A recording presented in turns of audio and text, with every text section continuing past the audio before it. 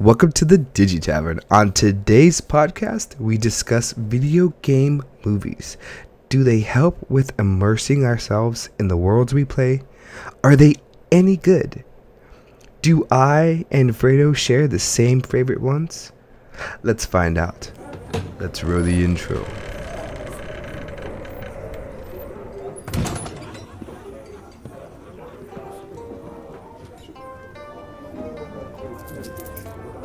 Barkeep, pour me a drink.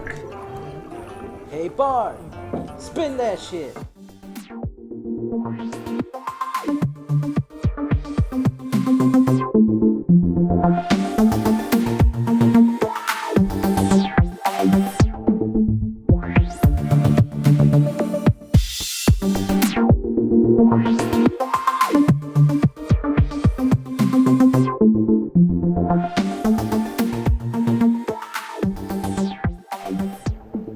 And we are back. Episode number 6 is on the way. Last week we got into a couple conversations about immersion lore and immersion gaming, which was really cool. Today we're talking a little differently though. We're talking different things today. We're talking games that are movies, movies that are games, and things like that. And everything else in between. And everything else in between.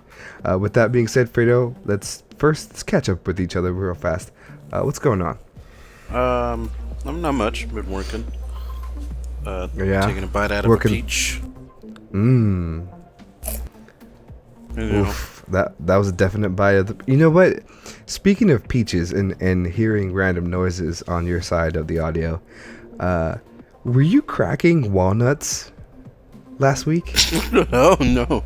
Because there's a point in the audio where you're just like talking and you just hear this. It sounds like you're either cutting fingernails that are like 2 inches thick or cracking walnuts or pecans or something. I don't know what the heck was going on. I don't know what I was doing, but definitely not walnuts. It was something, but it was definitely weird. I was like, what the hell is that noise? But yeah, so nothing new on your side? Me personally, I haven't been up to much, just kind of working. I did watch a movie to kind of get into the feel of this. So what was the movie? Prince of Persia. Oh, that's right. You told me that. Yeah. Yeah. So it's a good movie. Yeah. It's an okay movie. It's a movie. But it's a movie. Yeah, I mean, I haven't really been playing games this week. Did started playing some. Like earlier today, I was playing The Evil Within again on PC. I know I got really far on PS4 at one point in my life, but I know I owned it on PC, so I'm going back and trying to beat it on PC. Just to get in the spirit of, Halloween and spooky stuff. Oh yeah, that's true. October is right now. Yep. That was a really good sentence by me, by the way. October is right now. Just gonna leave that there. That's fine. They've been having grammar issues, man. What's going on? You need to read more? Man, no. I've been having allergies. So when I have allergies, talking feels gross. You know what I mean? Like, because you have, like, the stuff going on in, like, your face. See, just like that.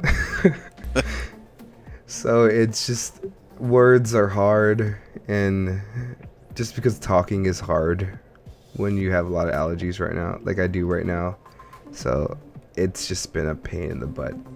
Like, yeah, but it's okay. I'm fine. I think I sound terrible too, because I sound, on my side, I sound gross. But I don't know. We'll see. Sounds alright to me. Well, it hurts to talk. Nah.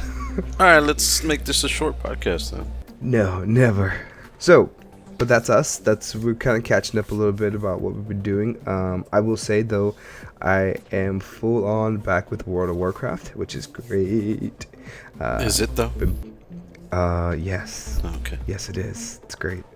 I'm so far behind because they released a new patch, so I gotta catch up. So that's what I've been doing lately, which is taking up a lot of time. and doing like other things, stuff around work and things that need to get done. Oh, you know what else I did? I bought some new miniatures for D&D, which is nice.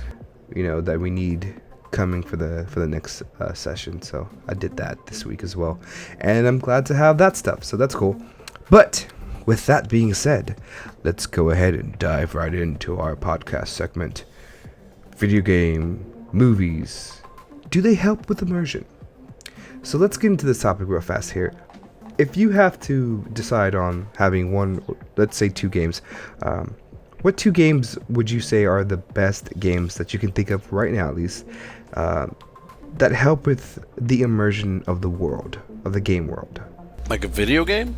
Yeah, like video games, yeah. Oh, well, I like The Witcher. That's kind of a safe one for me to go back to. Yeah, but we're talking like games that are movies at this point. Like that's why I asked. Video games? Like I thought we were talking about movies. Yeah, like movies. Like, like games that video game movies. Yeah, there you go. There goes your grammar again. Semantics. That's what that was. But yeah, for me, the best video game movies that help like with immersing myself. Like after I watched those and playing the video games, I was more like, whoa, that's pretty cool. Was probably Resident Evil, which is like I'm talking about.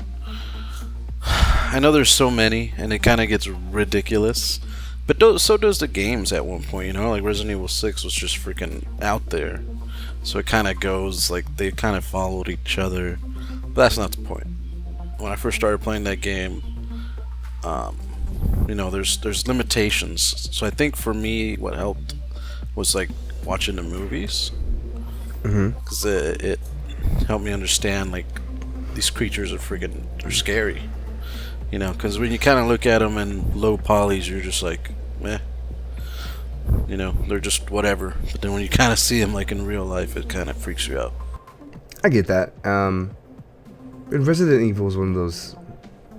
It's one of those movies it's kind of special in its own way, because even though it's not one of those games or movies that follows the game in its entire format, it's not like a point for point make. It's more like, oh, okay, well, we have this universe where there's like zombies, let's run with that, let's just make a movie like that and call it Resident Evil. You could have called it anything else. You could have called it Evil Resident, and it still would have been a pretty good movie. Well, I mean, they do a lot of kind of callbacks to the movie. It's like to the games. Yeah. Which is pretty cool. Like at one point they come back and you've seen this movie, right? Yeah, I've seen the movies. Yeah. You know that part where they're in that glass like hallway, and like they get taken out by the lasers. Mm-hmm. And then at one point they come back through there to try to take out the queen. I forgot her name, the Red Queen, I think. And like they notice the bodies are gone. They're like, what happened to the bodies? And that was kind of like an homage to the video games, to like, in the video games, the bodies just kind of disappear because that's just what they do. And that's kind of like a nudge. Like an homage to like the bodies disappearing in the game. Yeah, that's pretty cool. But what I'm saying is and we'll probably touch on this a little bit more as we get into the podcast here. There are some games like Resident Evil that take place in a broad worldly environment, so you can make a movie or base a film off the game and not have to follow a strict lore. You can just kind of have a story in that world and still be able to call it Resident Evil. And that's why there's so many of them. Yeah. Because they're their own independent kind of stories, which is kind of nice. Yeah, I think the director for Resident Evil, Paul W.S. Anderson, he actually makes a lot of video game movies.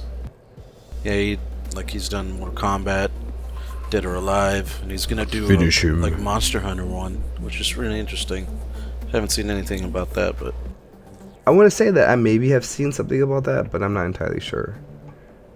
So I see why they would go with this guy. He's been doing Mortal Kombat.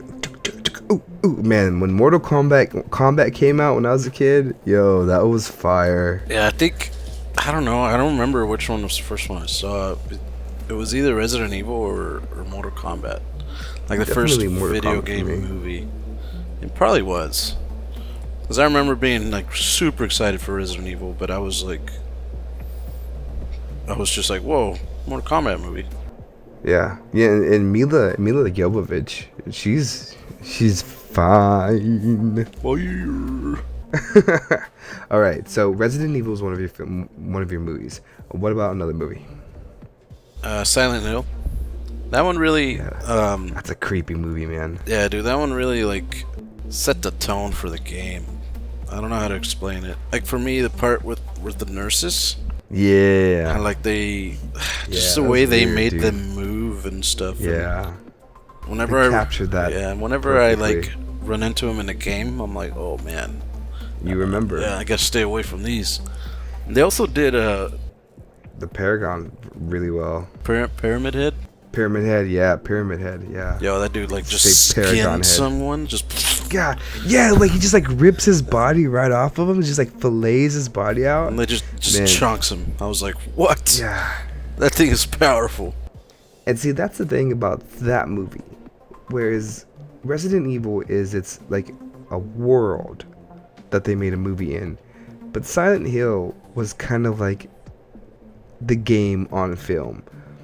Yeah, they Because- take some liberties because I know in the game, like the main character you play is a guy, I forgot his name, but in the movie is like Rose, and they do like the same kind of stuff, like where they're driving, and you know they swerve to miss like a kid that's on the road, Yeah. but you know in the video game it was a guy and his daughter, in the movie it was the woman and her daughter. But there are so many things about Silent Hill that is just Yeah, a lot of this stuff is point for point to the game, and that's why that movie's creepy as hell, because it's a video game, and then when you go back and play the video game, you remember the movie, yeah. and then the movie frightens you, and then the game is frightening you, and then you're just all around scared. And at that point, if you're me, you just don't play those games. Nah, I try to play those every now and then. I am not a big fan of scary games because they freak me out, but that's just me. Yeah, they give you that little bit of suspense. Earlier I was playing The Evil Within, and I forgot how to sprint, and I got chopped in half. The whole time I was running like, how do you sprint? And it ended with me just getting chopped in half. Dead. Yep. That's what happens when you forget how to sprint. And it's crazy because I've played that part before, where, you know, like, it's not like it's scary or anything, it's just very suspenseful. And I think Silent Hill, watching the movie, like, just added an extra effect of, like, suspense and immersion when I was playing the Yeah. game. Yep. So yeah, that's definitely my top two picks.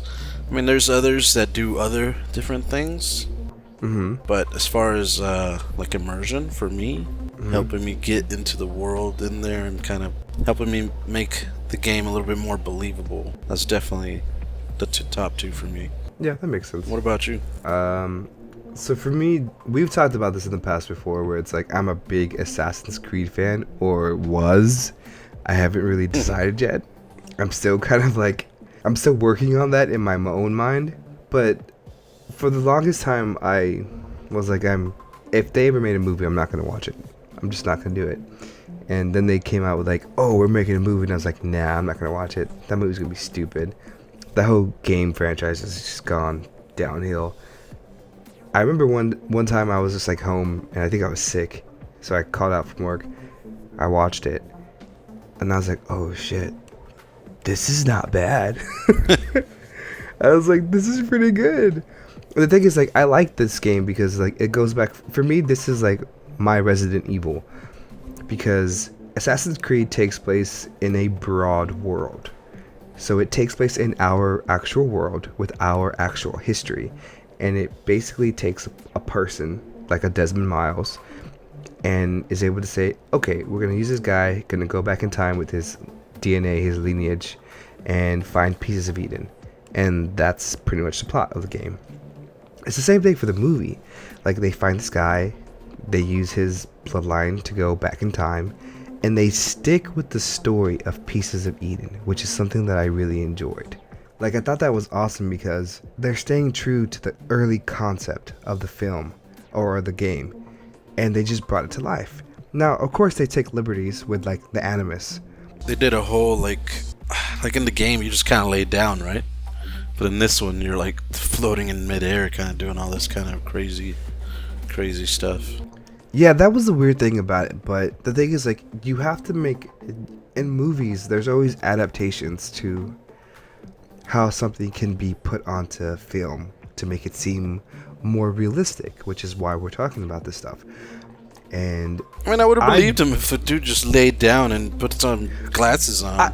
I would too, but the thing is, like, you have to remember, like, in the Animus, there is the bleeding effect. Like, this is the game, that is, there's a bleeding effect. So the bleeding effect causes the user of the Animus to have his muscle memory kind of conform to the ancestor that he's living through. But the thing is, it's kind of hard to kind of put that into a real life situation, because how is your body learning these things through muscle memory if you're not actually doing these things? In the movie, you're jumping around, you're using your arms, you're basically in a simulation where you're forced to kind of use your body in that regard. So it makes more sense when they transition back to the world that's outside of the Animus, that you will know how to do the moves that you learned in the Animus. You know what I mean? Like, that makes more sense. I get that, because that's like your body's actually training how to do those things, and it made more sense. But I still like the idea of them laying down and just kind of doing it through their DNA and things like that. But that's way more sci-fi than a movie would like to get to, I think. Like, I just love the way they did the world in that movie. It's cool. Yeah, and it's also kind of cool because they kind of stick with the, kind of like in Resident Evil, where you're talking about how they kind of showed the whole bodies disappearing kind of thing. In the Assassin's Creed movie, they stuck with the movie takes place in Spain, and his lineage or his heritage or his ancestry takes place in Spain. So the whole movie itself is in Spanish. It's in Castilian. So it's like the actors are speaking Spanish, and it's dubbed in English subtitles. So if you're thinking of it from a perspective of a person who's in the Animus, he probably doesn't know Spanish, so he needs subtitles to kind of read what's happening, because it's already happened. So in that kind of way, they're kind of immersing the audience into the Animus with him and seeing it as he probably sees it with subtitles. Yeah, that's awesome. I didn't even think about that. I mean, like, that's kind of a way that they kind of did that. So it kind of makes you feel more like, oh, snap. Because once they come out of the Animus, the subtitles go away. Unless you have them in there by default. But, I mean, they get rid of them. And I thought that was really clever because, you know, a lot of people may not notice that. But if you're a big freaking Assassin's Creed nerd like this guy over here, then yeah, it would make sense. You know, like when you're playing AC2, everything's in Italian. I don't know Italian. Subtitles. That's what they're for. And so, like, my other film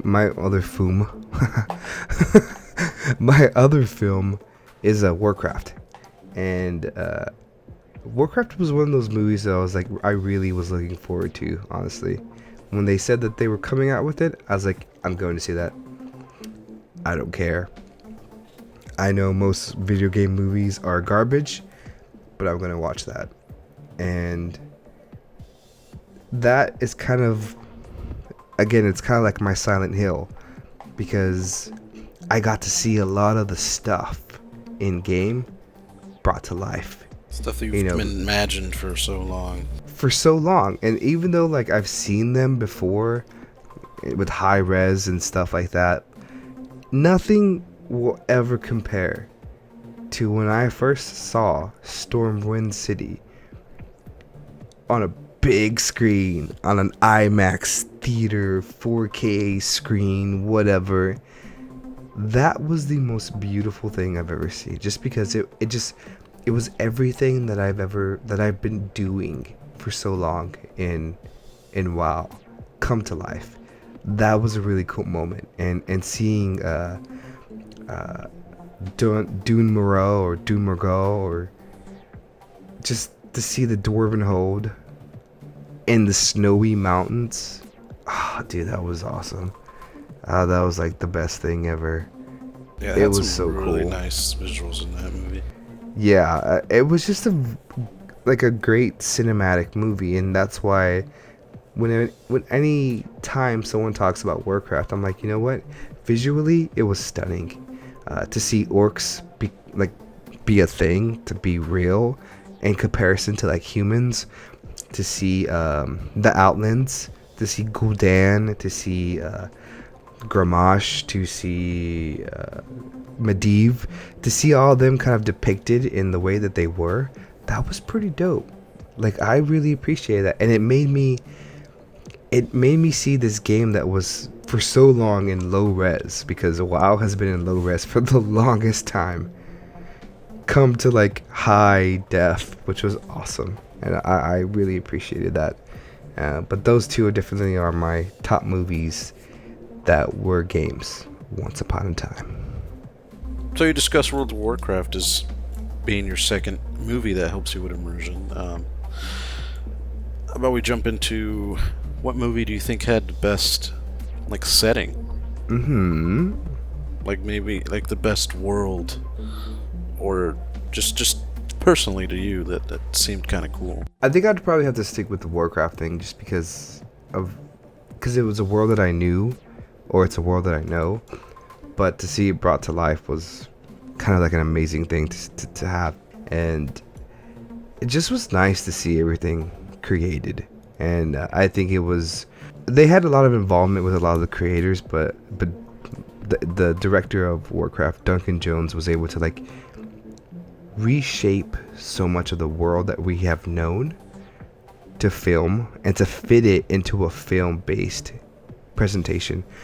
I really enjoyed that. Like, that was awesome. Yeah, so Warcraft definitely is one of those worlds for me. I would say the other ones are kind of like I really like, and I know you just watched it, which was Prince of Persia, because the world setting is very much like Assassin's Creed. Yeah, but and that's why I'm like I thought to myself, I was like, that's kind of similar to Assassin's Creed. But if I will say anything, I will say that Tomb Raider with Angelina Jolie, that was another one of those movies that I watched because I knew it was a video game and I wanted to see what it was about. And that was during the time where Angelina Jolie was like regarded as like the hottest woman in film, like the hottest actress. Like, everyone was just like going nuts over her. So when she came out in Tomb Raider, everyone like lost their crap because they thought like, oh, Tomb Raider's already she's like a hot video game character. I love to see her in that role. And sure enough, like when she did it, like she brought a new twist to Tomb Raider, or to Lara Croft. Like, she took Lara Croft from this sex symbol that was in a video game, and she made it this strong female lead that I would say is why they make the Tomb Raider games the way they make them now, is because of the way she did that in the movie. Because if you go back and you look at the games that they came out with in between the film and the new series, they were just filler. Yeah, I mean, I kind of agree and kind of disagree. I think they kind of made the games that they are now kind of similar vein as Uncharted series. Because if you play Uncharted, it's like almost pound for pound the same freaking game. But I think that's why they did that. Not taking anything away from Angelina Jolie's portrayal of Tomb Raider, but if we're talking about the games, I think they just went that direction because of the similarities with Uncharted. I feel like there's a difference though, and the reason that is because if you go back and look at those games, so many of those games are just like, they're gimmicky. They're not like games that have full detail of the character of Lara Croft. They're just like, they're gimmicky games. Even the And I was a big fan of these games, and they were like the overhead kind of like co-op game Tomb Raider games.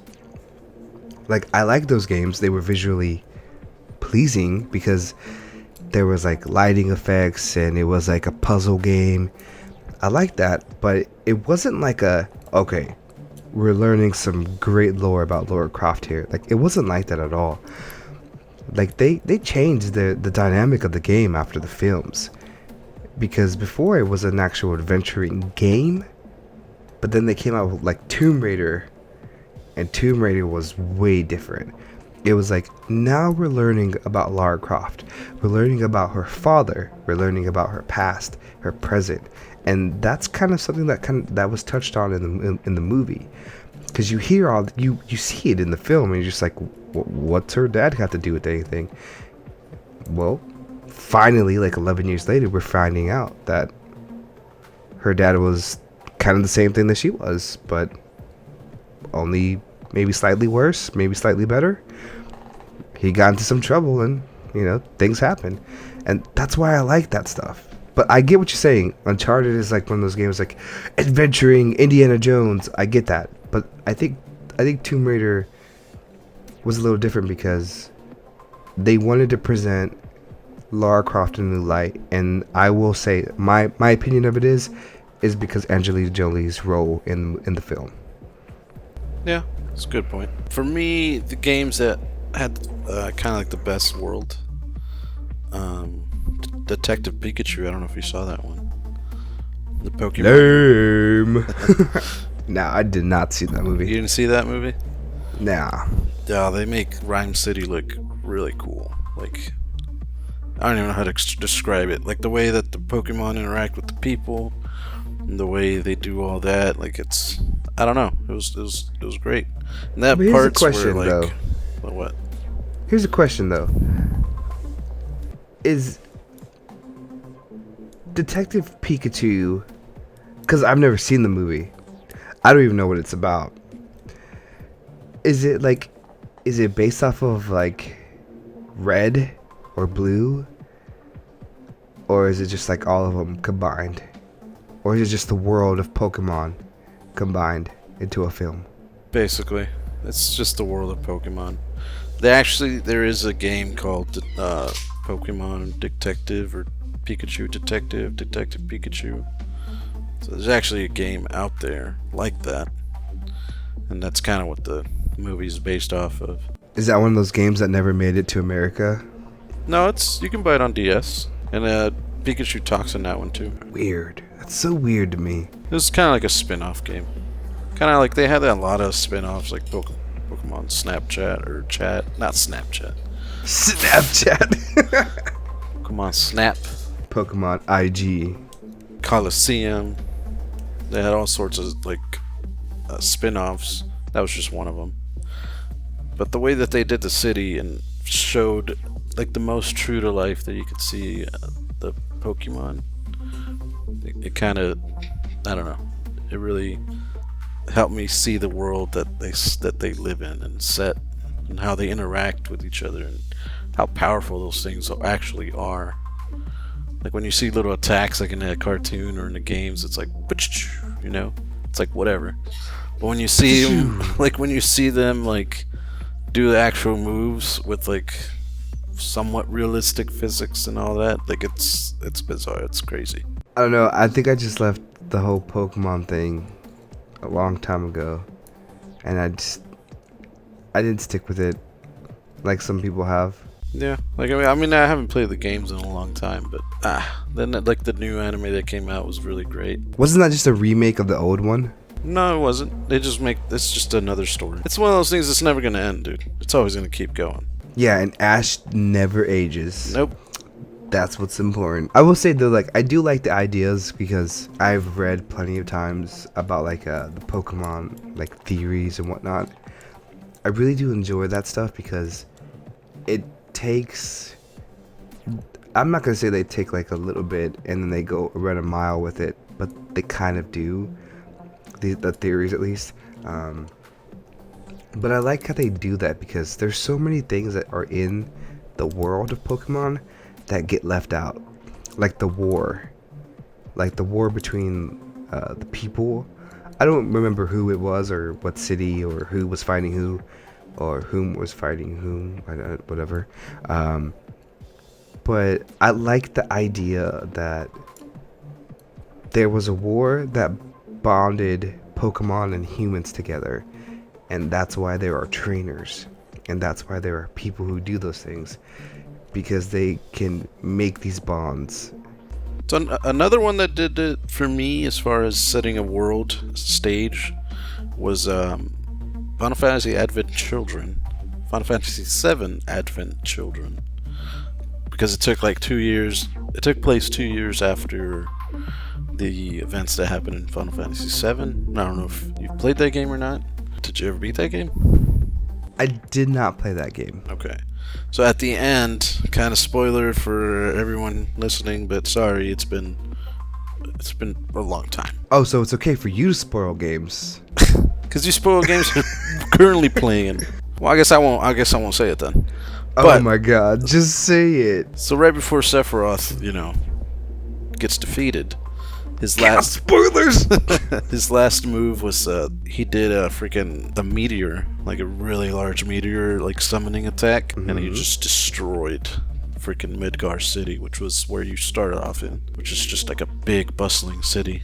And so in Advent Children, it takes place like 2 years after it, and they show just like the remains of Midgar City, and they show like what everyone's doing after that, and just I don't know, it really took me right back to like where the game left off. And the way like they portrayed like the Forgotten City, super cool. Like it's all white, all the trees are like bright and white, and I don't know, it's really cool. So wait, is this not the movie that they came out with that was like an actual movie? Yeah. No, not many... Final Fantasy. You're thinking of The Spirits Within? Is that what that is? Yeah. No, that was more of kind of like how you were talking about earlier. Like, let's just take the name. Yeah, that's what I'm thinking of. Yeah. Yeah. No, Final Fantasy VII Advent Children, it took place literally after the events, after the video game. So that was an animated movie then, like a straight like animated film. It was CG, like computer generated, but yeah. The director Tetsuya Nomura, he actually like doesn't direct movies. Like all he does is video games. So they kind of it was just interesting to see how they did it. So there's a lot of stuff that you can tell it's not like a really like a formal movie. If that makes any sense at all, what I'm trying to say. Like it's just a bunch of really cool cutscenes, kind of trying to build a story, but there is a story there. So it's like a YouTube movie of a video game. Yeah, I don't know how to explain it, but there is an actual plot to the story, but it's really just a bunch of really cool like cutscenes. Cutscenes and stuff like that. Dude, that's a YouTube movie. It's really cool. He was ahead of his time. Fuck off, YouTube. But that's pretty cool because I've never seen that movie before. I didn't even know that was a movie. I thought it was the other Final Fantasy movie that I brought up. But that's interesting. Yeah, they try to kind of do the same thing with Final Fantasy 15, the new one. Like there is a movie that you can watch that takes place between the first part. Is a movie. Yeah, that takes place between the first part of the game, because the game I think is like 5 parts. So you're supposed to play the first part, then go watch the movie, and then come back and play the rest of the game. I don't know. It's just... Okay, so how do you feel about stuff like that? Oh, I love it. Do you man. like that It's stuff? awesome. It is. No, like, so you like the idea of like having to watch a movie to understand a reference in a game? Yes, because I'm big on lore. So when they do things like that, like, it really sets the mood. But what if you're But what if you're like a filthy casual? Well, I'm not. I don't know. But don't you think that prevents like people from getting like every reference of a game to the film and vice versa? Sure, but I think the movie was like $2. Well, I mean, like, I don't specifically mean like Final Fantasy in general, but I mean, like, let's just say like there's a game out there. It's like, yeah, we got this beautiful game. Oh wow, I love this game. It's so good, so well done. The voice acting, the graphics, the story, the plot, everything's beautiful. But then they're like, oh, go watch this movie. If you really want to know what happens in the next game, watch the movie, because we're not going to tell you. And then you play the second part and the second game. It's like, I don't get any of this. What's going on? Oh, that's because you have to watch the film to kind of get the filler between But which the one two are you games. talking about besides Final This Fantasy 15? Well, no, I'm just talking Yeah, like but in what general. other games are you talking about? Because is this the only one that I know of that does that? Well, I just mean, well, that's true. I guess that's a good point. But I mean, that's a good point. But I mean, like if you're saying like if I more don't- games did it, how would I feel about it? yeah, that's what I'm saying. Like, I know a lot of games don't do that, but I'm saying, like, what if people started doing that more often, more frequently? Would you enjoy that? Would you go watch a movie to fill in game It lore? really depends on the game for me. Because if they did, let's say, hey, you gotta watch the new Resident Evil before you play Resident Evil 8, like I would be like, no, because they're probably not gonna be related. Even if they try to be related, I'm probably not gonna do it. Or I'd probably still do it, but I'm not gonna look forward to it. So it really depends on the game. So If they do, like, let's say the new Netflix series of The Witcher, it's like it takes place after the events of Witcher 3, and you have to watch the series before, or you don't have to, but you will miss a lot of stuff before they come out with the next one. okay, hang on to that one, because I want to revisit that later, because that's a great point that you're making about a game that's coming out, or a show that's coming out that's based on a game. Hang on to that, put a pin in it, save it, because what I'm trying to get at is like, so Assassin's Creed 2, right, when it first came out, they came out with this short film that was like 30 minutes long, and it was about Ezio's father, and it was about how he was an assassin before. And if you follow like Renaissance period history, the Medicis are like this big family that kind of have like a lot of power, a lot of influence politically. And so Ezio's dad, his job is to basically protect Medici from being assassinated, because if Medici is assassinated, this whole crumbling system will fall, and the Borgias, which are this Italian Spanish family that's trying to push their way into power during the Renaissance period, and this is all like actual history, they're trying to push themselves into power, and they're trying to do it through a myriad of ways, through politics, through government, and even through religion. So one of them becomes like the Pope, another one becomes like a king. It's this huge thing. But the thing is, like, none of it happens if Medici doesn't get assassinated. Fast forward, he gets assassinated. And that's why Ezio's dad kind of like hangs it up. He's like, I'm done being an assassin. I can't do this anymore. And then we jump into Assassin's Creed 2. Now the thing is, like, you never know any of that stuff if you don't watch the movie. But the thing is, like, they didn't really advertise that movie very well, because it wasn't really a movie. It was just like a short film. And it came out directly to Blu-ray because I bought it. And I was like, oh my god, this is nuts. This is so dope. Like, this is pretty cool. I really enjoyed knowing that information, but it wasn't necessary. And I think to myself, like, if a game made it to where it's like, here's our short film that goes with this game, watch this to get this. Later on, and this is why I got pissed off with Assassin's Creed, because Ezio, his story ends after Revelations, and it doesn't even take place in a game. It takes place in a 30-minute short film, an animated short film. It was the biggest piece of crap that I've ever seen. And honestly, like, But I mean, like, the whole story about, like, Ezio's father, which was live action, not CG, it was live action, which is why it was even better to watch. You didn't have to watch it to get the game, or to know about the characters. You didn't have to, because they weren't important. But the film that they came out with Ezio when he dies on a bench in Florence sucked so bad. Spoilers. No, that I see what you mean. And now that I'm thinking about it, like there's other things that kind of do that. Like Metal Gear Solid, they kind of blended in together. You're just gonna watch this hour-long cutscene before you continue playing the game. If you skip this cutscene, like you're not gonna know what the hell's going on. And that's a little unfair. Or even just like, there's a lot of dialogue and codex, and I know you can like fast forward it, like all the dialogue and stuff that goes on.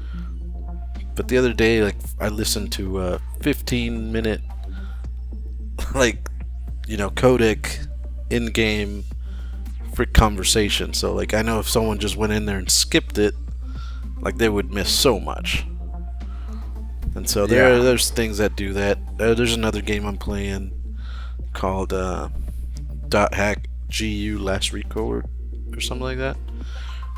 And in that one, when you start it off, you can actually play videos that are just kind of really, they're not like super animated or whatever, but it shows like some gameplay from the previous .hack games. But it's like, I'm like 3 videos in and it's been about like an hour. You know? Yeah. And there's still like 3 or 4 left. And if you don't watch those, or you didn't play the previous games, you'll be kind of lost in what's going on. But see, the thing is, like, I feel like that's a little different though, because if it's in-game content, yeah, it's different for it's sure. acceptable. But it's just kind of like I know that they kind of do stuff like that. Yeah. So I have a feeling, especially now where you can like everything's readily available. Yeah. Like you can just watch it. Oh, and now that I'm thinking about it, like there's this other game. It was on Sci-Fi. Defiance. You're talking about Defiance. Yeah. That was my favorite. That was my favorite game for like a good year. Yes, Defiance. Yo, that was like. Oh man, that was my. Did they do a good job in that, like mixing the game with the show? No.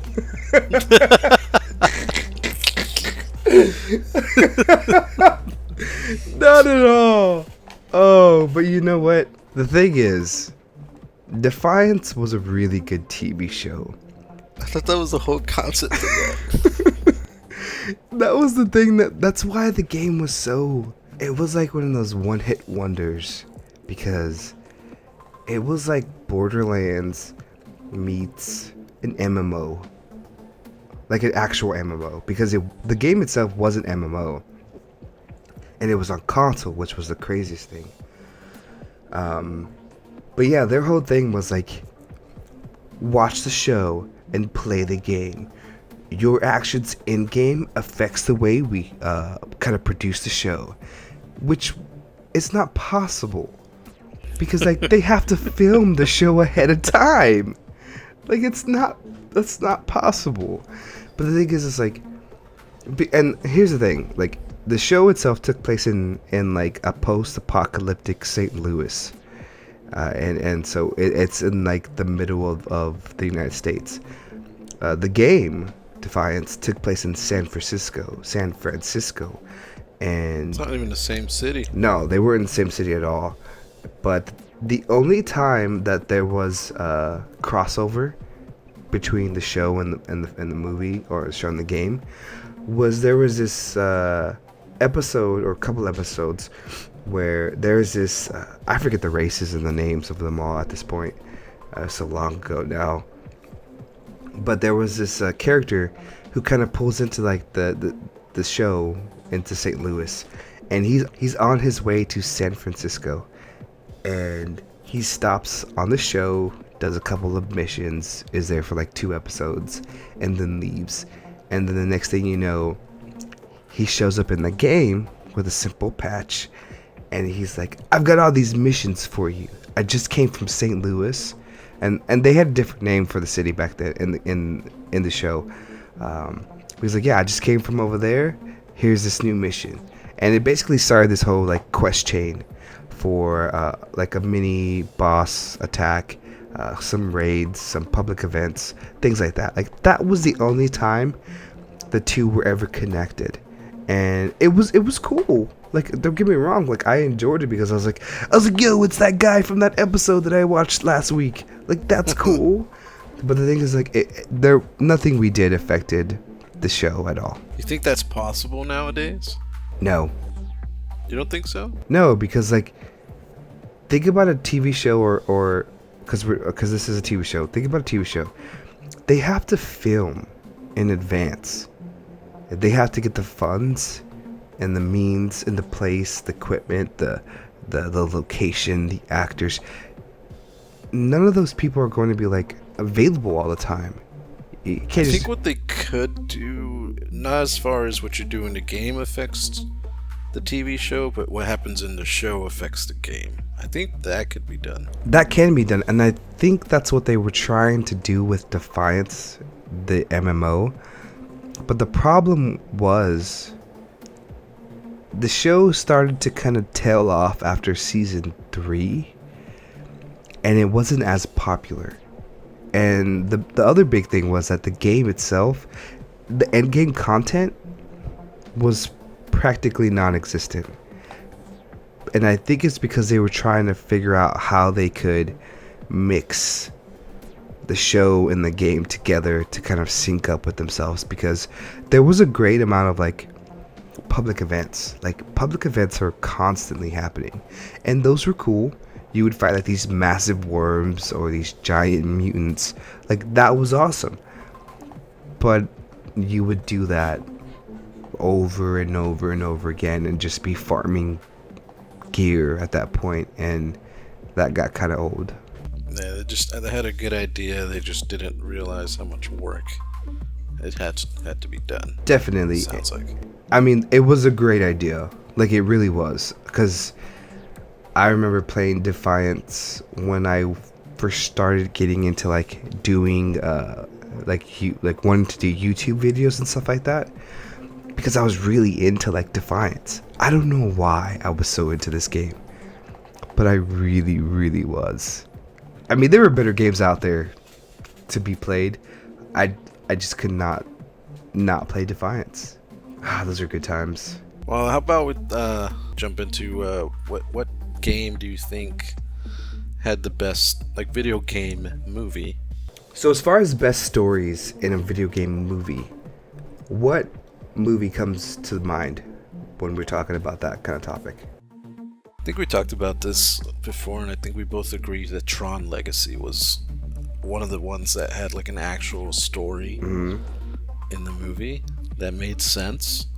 Because, you know, like Tron, like there's not, there's no story, there's zero story in Tron. So like the way that they did Tron Legacy and like the first movie, like they added character into a game that had like almost no character. No character, yeah. So I think that's probably like the best example for me. That's true, and I really love that, because I didn't really see Tron, the original movie, the 80s film, but I saw Tron Legacy. You didn't miss much. That's what I heard. But from watching Tron Legacy, there's a lot of homages to the 80s film.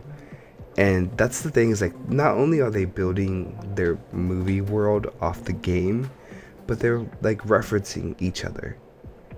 The game and the first movie, at least. They like the main character, the first one is in the second one. Yeah. Or his father. Wasn't his name Flynn? Yeah, Flynn, my bad. Yeah, and it's literally the same actor who plays him. Yeah, and then they like CG'd his face in the computer. No, in the computer, in the Legacy, It was weird to see a young Jeff Bridges. Like, it was weird to see him because you knew he was fake, like CG. But it's kind of like that whole Assassin's Animus thing with the subtitles. The whole point is that he's supposed to be a rendering of the actual model in the world or in the program of Tron. So by him being this kind of CG rendered version of Jeff Bridges, that's okay. Like, it didn't break my lore, you know, or my immersion. Yeah. It felt right, and I was like, okay, I can live with that. And they did a lot of cool stuff like that too. And that was a really good movie. Like, Tron Legacy at least was really cool because it was like a cyberpunk sci-fi movie. Neon everywhere, and just like lo-fi beats, just dude. The soundtrack to that is still like I still play it all the time. They had freaking Daft Punk in that movie. I could do this forever. I love that movie so much, and I still watch that movie. I watch that movie pretty regularly because Olivia Wilde is fine. Yeah, she's really cool in that movie. It's crazy how she like came to the real world. She was just like a digital thing. Like, I don't know. Yeah, there's a big plot hole. But I mean, it kind of isn't, because like if it works one way, it should work the other way. No, right? no. No. Well, I mean that's a movie. That's what 3D printers are. So maybe. It's like a really good printer. Yeah. Of the future. I mean, I don't know if you got to that part in Fallout 4 with the robot. Do you know which one I'm talking about? Vincent? No, the female one. No, I'm not that far. Okay, I'm not gonna tell you. But if you knew what I was talking about, I would reference that because it's very similar. And but the thing is, like, remember, like, there was supposed to be another Tron. They were supposed to make another one, but they never agreed on making. I think Disney never agreed to making another one because the Legacy didn't yield enough money. Yeah, which it really should have. But yeah, I love that movie. Like, just the whole vibe of that movie is just like, dude, it's sick. Oh, like, just the colors, everything in that movie is sick. Everything. It's. And you were talking about how like they do some stuff like homages. Mm-hmm. Like one of the ones they have was like that big door. Yeah. Like that leads, I think, into the building. Yeah. Like it's there in both movies, which was pretty. But even like the toys, as when he's a kid, and he's looking at the toys of like Tron, and he sees them, he lights them up and all that stuff. Like, that's pretty cool. Yeah, that's definitely a good example of getting a story into. I don't know. It's like I know they do it now. Like, I know, like on Netflix they have Pac-Man shows. Yeah, but it's like not the same. It's not the same. No. It's like it was well done. If you're going to try to make one of those old arcade games into a film, like they have with Tron, the bar is Tron Legacy. That's how high it has to be. And I don't think it was as popular as a film, probably because it had a lot of. It was a Disney video game movie. Like, video game movies already have a bad stigma, so it's like, I'm not gonna go watch Tron. But the scenes, like when they're doing the light cycles and they're competing in like the arena thing, like, that was an original twist that didn't, like, I don't think anybody saw that. No, I know I saw that movie in IMAX 3D. Yeah, That's how I saw freaking Tron Legacy. It just blew my mind. but I mean, like, the idea, like the whole like light cycle is an arena type of thing. Like, that's an original idea brought to the film that the game didn't have. So that was really cool because I'm not gonna go back and play Tron, you know. I'm not gonna do that. But the thing is, if I did, I would be like, oh man, I'm a program and I gotta beat this so I can live another day It's just, that's how I would see it, but I know I think they made a game out of that too. they did, and it wasn't very good because it was one of those PlayStation Eye move games where you could use like the wands and the Gross. sticks. It wasn't good. So now this. I returned it back to GameStop. So I guess we both agreed that good story, like in video game movies, was Tron. How about like video games based on like movies and shows, like the other way around, like when you have. Okay, give me some examples. Go ahead. Give me your tops. For me, like Batman Arkham series. That Agreed. was, and I know some people are gonna say, well, that's based off a comic, not a movie. God, But I freaking really nerds. think that the Batman Arkham series was based off like Batman animated series, and it really like the Christian Bale movies. it went on the coattails of the Christian Bale movies. I agree with that. I agree. You know that's a really good point because the Arkham series is a fantastic series. Look at what's that Spider-Man game that came out? Spider-Man. Is that what it's called? Just Spider-Man? The PS4 game? I think it's just like Spider-Man. Spider-Man, not like Yeah, not like Spider-Man. You know, like Goldman, but just No, because like Spider-Man. there's like I was thinking of Web of Shadows, but that was a whole different game. No. This is the open world one, where it's just like Batman, the Arkham series. I think it was just Spider-Man, but like Sony or PlayStation Spider-Man. I see. Like that's the thing. Is like the '90s series and the Christian Bale films. Those movies and TV shows are really dark, and they're very I don't want to say realistic, but they're just like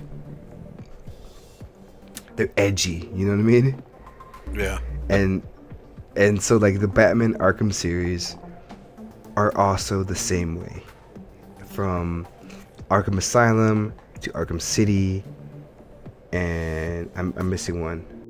There's two, like there's Arkham Origins, which honestly you could skip, and then there's Arkham Knight, Arkham Knight. which I'd never beat myself. That game is so long. I just remember like it was getting a little off topic, but I just remember that game relied heavily on like the Batmobile. Yeah, they were really implementing the whole Batmobile thing. Like And they, I was just they like, wanted to oh bring that man, to it. like I just Yeah. don't want. I want to be Batman, not the Batmobile.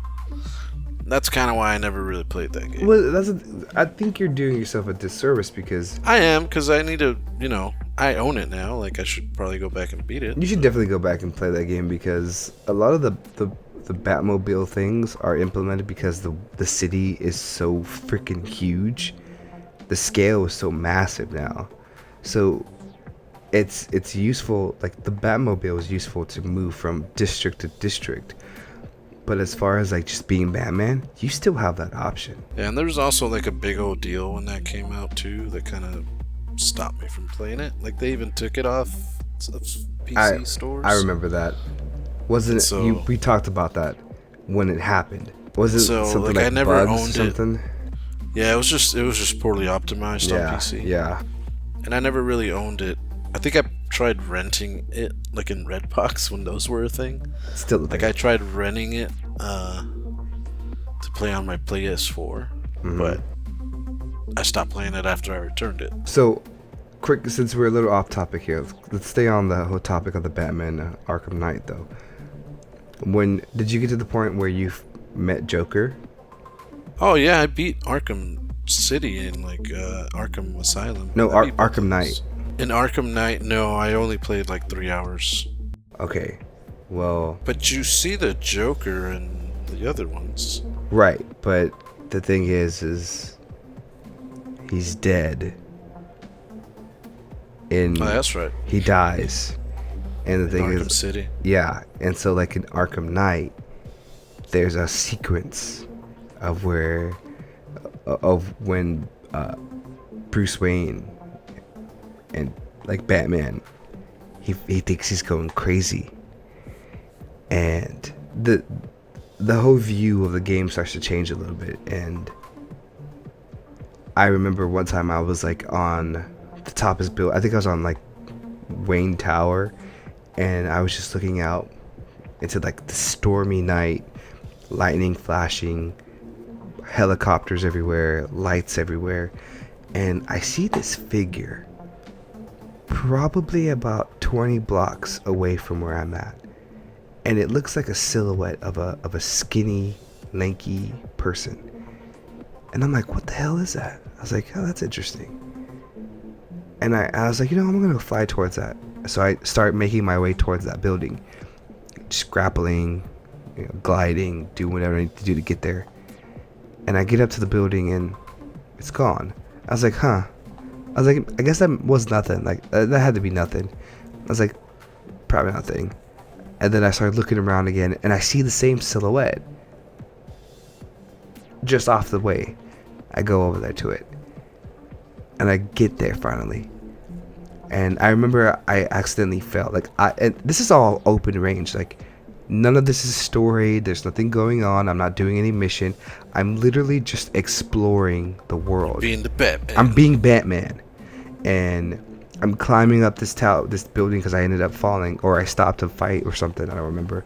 But I remember crawling up there, and I was like, okay, let's go check this out and see if there's a silhouette up there. Maybe it's like because the game has like, they implement those little clues, like those subtle hints to find things. Oh, yeah. And so I'm like climbing up there, and I'm like, oh, I wonder what this is. And I get up there, and the moment that he puts his hand on the top ledge of the building and picks himself up, all of a sudden, it's like the Joker. He just picks you up. He's like, hey, Batman, how's it going? And I was like, what the fuck? Ah! I was like, what's happening? I was like, what's going on? And I was working at GameStop back then. So I asked the guy that I was working with, I was like, hey, you playing Arkham Knight? He's like, yeah. I was like, have you met the Joker yet? He's like, the Joker's not in this game. I was like, how far are you into it? He's like, 10, 12 hours. I was like, dude, you're further than I am. How have you not met him? He's like, he's in this game? I was like, I don't know. I thought I was having a bad trip for a second, but I don't know. I was like, it was weird how I met him. And apparently not everybody meets him the same way. That is nuts. That makes me want to go play it now. It's a really good game. 12 hours later, I quit. Because it just got really long. I heard it's long. I was like, I'm almost done with this game. I feel like I'm almost halfway there. I texted a friend of mine. He's like, bro, that's the introduction. I was like, fuck off.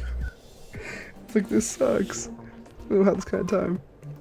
But yeah, definitely. Batman Arkham series is a good game series based off a film. Or show. It's so hard to define these things sometimes, but I agree with you on that.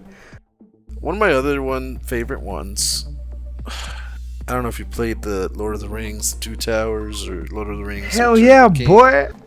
God! Those were epic. Oh. They were just fun. You literally relive the movie. Or at least like the most battles. The reason why I was looking forward to this whole podcast was because so much of these games are how I got into gaming, honestly, because it was relating to something that I already knew something a little bit about, and Lord of the Rings, The Two Towers was the best game on the PS2. Yeah, that game was awesome.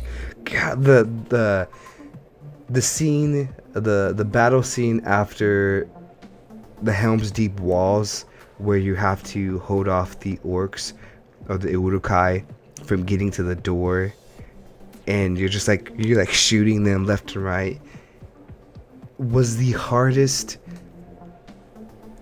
quest, mission, zone. I don't know. I remember playing that so many times. Yeah. Not because I wanted to. Because you can't get your ass whooped. Yeah. And I think you could do it 2 players, if I'm not mistaken. I don't know about that, but I remember it took me forever to beat that one, and that was one of my favorites. And I think it was stupid, having to push the ladders off. That was cool though. No, but if you didn't do that, you lost. You got overrun. That was it. Yeah, it was it. Yeah. You're done. And see, in Lord of the Rings, they came out with some really good games. There's War in the North, which is the multiplayer game. And That one was really good. I beat that one. that one's really good because it's so closely based on the lore, with the eagles, Argamond, and basically the whole war in the north, because that's a thing in the books that's never mentioned in the films. And then even Lord of the Rings: The Third Age, that's a really good game too. And so they came out with really good Lord of the Ring games. Yeah, dude, War in the North, like, that was one of those that supplements the story type of video games. Yeah. Which is really cool. I wish they did more of those. Whenever anybody asks that stupid question, oh, well, why did Frodo just fly with the eagles to Mordor to drop off the ring in the volcano? Well, play Lord of the Rings: War in the North and you'll know. Yeah, like they were busy. They were doing their own thing. They were in their own war against the Nazgul. Like, either read the Silmarillion or play War in the North. Don't at me. Man, when I found that stuff out, I was like, yeah, that was really cool. That's why I hope like that Netflix or Amazon series like touches on like the Blue Wizards. Like, I want to know what those guys were doing. Amazon series? Oh shit. We got to touch on that too. That's going to be great. We'll do that another time. So, those are our video games based on movies and shows like that. But out of all the things that we have talked about tonight, or today, not tonight, because we're recording at night, whatever. Doesn't matter. After all the things we've talked about earlier, out of all those topics, out of all those games, which one has to be your favorite? Favorite video game movie? Or vice versa? Oh man, that's tough. Because for video game series, it's probably like Batman Arkham series. Okay. Even though I haven't beat him. Okay. But as far as movies go, I don't know. That one's hard. I might have to give it to Resident Evil just because there were so many. Sure. And it was like, I could keep following. Like, at this point, it's like, it's almost like freaking, not Need for Speed, Fast and Furious. Oof, that was like, a terrible movie. Which one? Need for Speed? Need for Speed? That was one that we didn't touch on. But There's a reason. yeah, it's probably Resident Evil, like, cause I don't know. I just remember being really excited for that movie, and then like the second one was like really cool, and then the third one, it just kind of got unhinged. But so did the video games. So they just kind of like, I don't know. It just got like ridiculous. Who was that? Who made that game? Was it Konami? It was Capcom. Take that, Capcom. Suck it. Yeah, that's why when they made like Resident Evil 7, everyone's like, dude, they're back. They're back to doing, scary stuff. Not Yeah. if you played like 6, like you literally shoot zombies and there's like numbers that pop up, like damage numbers and stuff. Yeah. You're just Which we discussed the last podcast. Fredo's not a damage number kind of person. Which reminds me, I should go back and play Resident Evil 7. You should. Really should. But for me, I guess my favorite, if we're talking series, I'm gonna go with the Lord of the Rings games that came out based off the movie, because those, I spent so many hours playing War in the North, the Third Age, the Twin Towers. I spent so much time playing those games, and those. I remember playing Lord of the Rings 2 Towers in 24 hours. I beat it in 24 hours because I had to return it back to Blockbuster. That's how long ago I played that game. Yeah. And that's how you know you played the shit out of it, because you had to return it back. Yeah. So series-wise, it's those, even though it's not a series.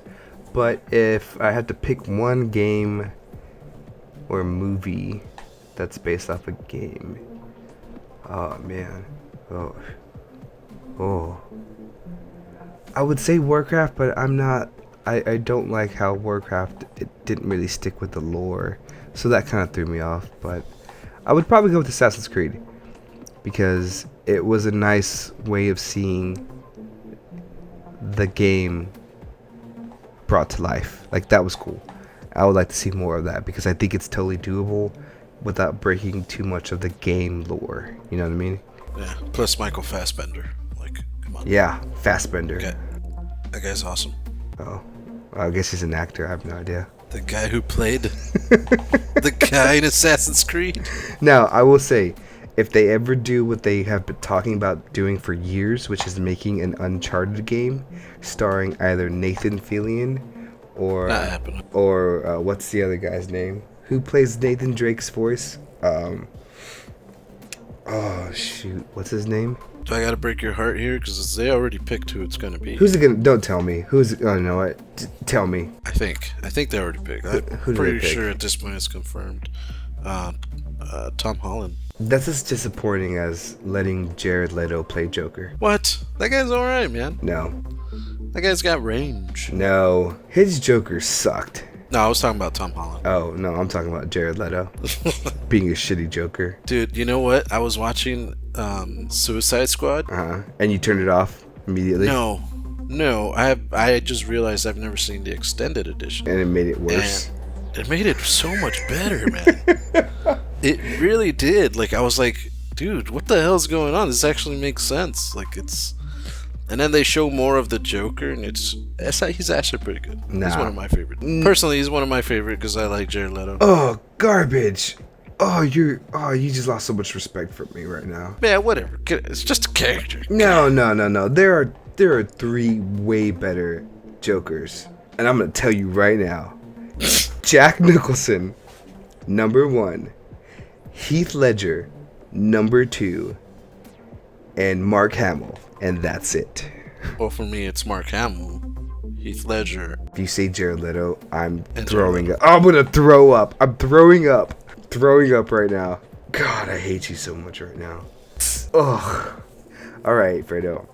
Let's wrap this podcast up. Let's say goodnight and let's move on to this week as we prepare to launch episode this and move forward. Episode this? Episode this and move forward.